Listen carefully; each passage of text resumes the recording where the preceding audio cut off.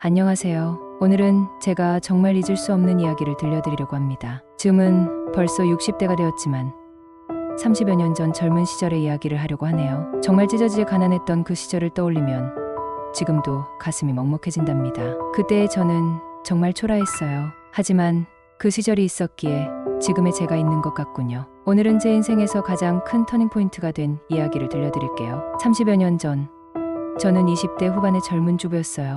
남편은 직원 20명도 안 되는 작은 중소기업에서 사무직으로 일했는데 월급이 정말 적었어요. 당시 기준으로도 최저임금 수준이었죠. 우리는 반지하 월세집에 살았어요. 겨울이면 곰팡이 냄새가 나고 여름이면 습해서 견딜 수가 없었어요. 아이 둘을 키우면서 저는 전업주부를 했는데 정말 하루하루가 전쟁이었어요. 마트에 가면 가격표만 보고 장을 봤어요. 고기는 특별한 날에만 조금씩 사고 평소에는 콩나물이나 두부로 반찬을 만들었죠. 아이들 옷도 다 물려받은 거였어요. 심지어 성별을 가릴 처지도 못 돼서 딸아이 옷을 남자아이한테 물려받아 입히기도 했죠. 우리 집에는 김씨 아줌마가 살고 있었어요. 그 집 남편은 작은 사업체를 운영해서 우리보다 형편이 나은 편이었죠. 그 아줌마는 기본적으로 말투가 친절해요. 처음 이사 갔을 때는 정말 친절하게 대해주셨어요. 새로 이사 오셨구나.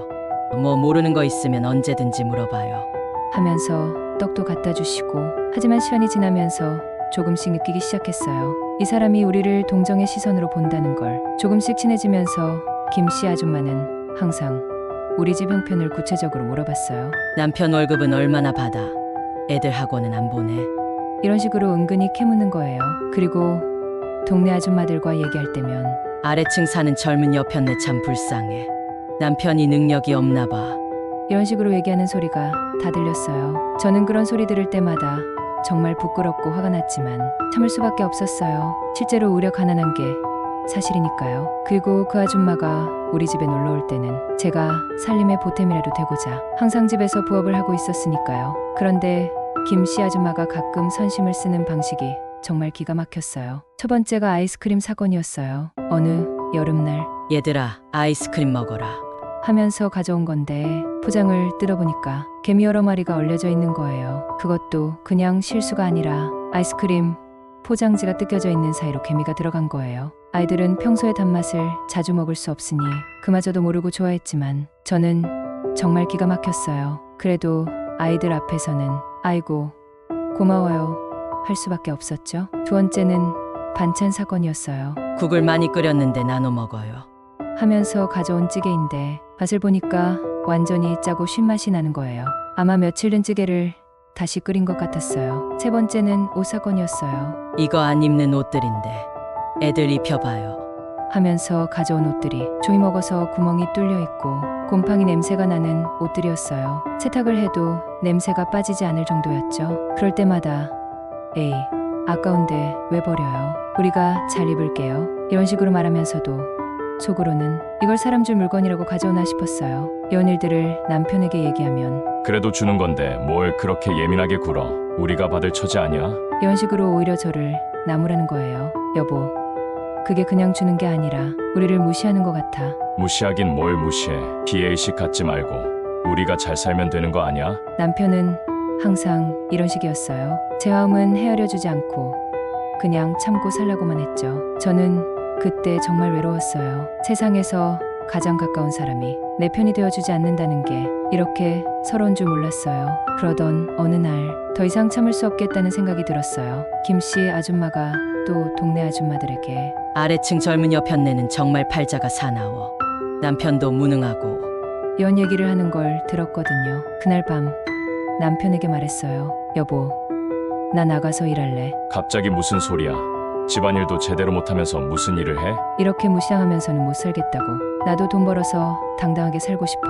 남편은 끝까지 반대했지만 저는 마음을 굳혔어요. 마침 신문에서 화장품 영업사원을 모집한다는 광고를 봤어요. 경력이 없어도 된다고 해서 지원했죠. 면접 보러 갈 때 입을 옷이 마땅치 않아서 결혼할 때 입었던 정장을 꺼내 입었어요. 10년이 지나서 좀 낡긴 했지만 그나마 가장 나은 옷이었거든요. 다행히 합격했어요. 첫날 출근할 때 정말 떨렸어요. 아이들을 친정엄마에게 맡기고 나서는 계속 마음이 쓰였거든요. 떨어지려고 하지 않는 어린아이들을 보며 남몰래 눈물을 많이 훔쳤죠.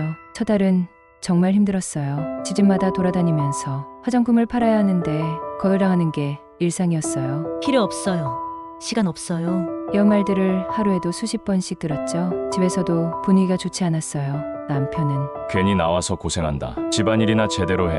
이런 식으로 핀잔만 주고 김씨 아줌마는 더 했어요. 요즘 아래층 옆편네 애들이 자주 우는데 엄마가 집에 없어서 그런가 봐요. 이런 식으로 동네에 소문을 내는 거예요. 저는 정말 마음이 힘들었어요. 내가 잘못된 선택을 한 건가? 이런 생각도 들고 하지만 포기할 수는 없었어요. 3개월째 되던 어느 날 처음으로 큰 계약을 성사시켰어요. 어떤 분에게 화장품을 한 세트 주문받은 거였어요. 그때의 기쁨을 잊을 수가 없어요. 집에 와서 남편에게 여보, 나 오늘 처음으로 한 세트 팔았어 라고 말했더니 남편도 좀 놀라는 표정이었어요. 하지만 여전히 한번 잘 됐다고 좋아하지 말고 꾸준히 해봐야 알지.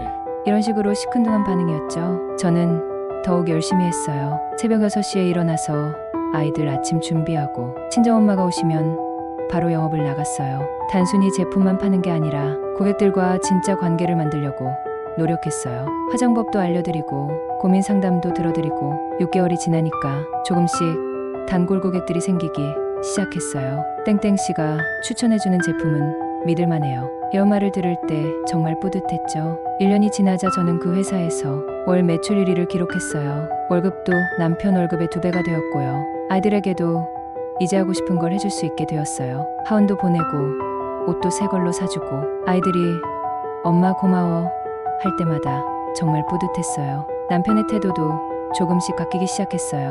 당신이 이렇게 잘할 줄 몰랐네. 이런 말도 하고.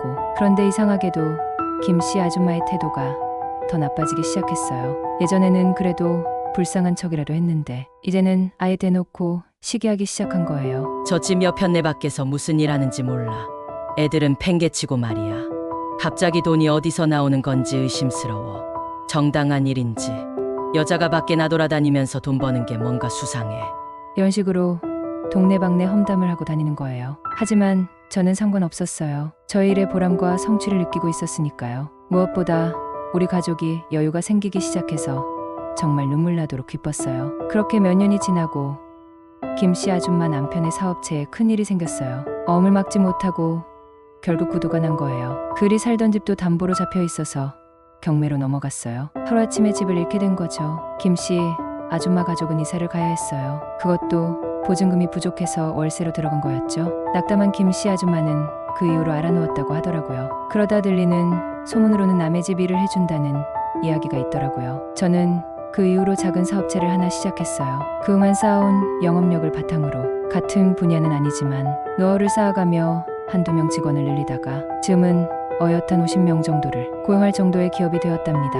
저로 인해 먹고 사는 직원들이 이렇게 많아지다니 뿌듯하고 감회가 새롭네요. 사업이 궤도에 오른 후에도 기억에 남는 일들이 많아요. 예전에 우리가 살던 그 반지하 월세방 근처를 지나갈 일이 있었는데 지금은 고급 아파트가 들어서 있었어요. 그때 정말 감회가 새로웠죠. 내가 여기서 시작했구나 하는 생각이 들면서 동시에 정말 많이 변했구나 싶었어요. 그 시절 어렸던 제 아이들도 이제 다 자랐어요. 가끔 아이들이 그래요. 엄마, 그때 정말 힘들었을 텐데 어떻게 버텼어? 저는 그럴 때마다 너희들이 있었으니까 버틸 수 있었지 라고 답해요. 실제로 그때 아이들을 보면서 이 아이들만큼은 나처럼 무시당하며 살게 하고 싶지 않다는 생각이 저를 움직이게 했거든요. 남편도 정말 많이 변했어요.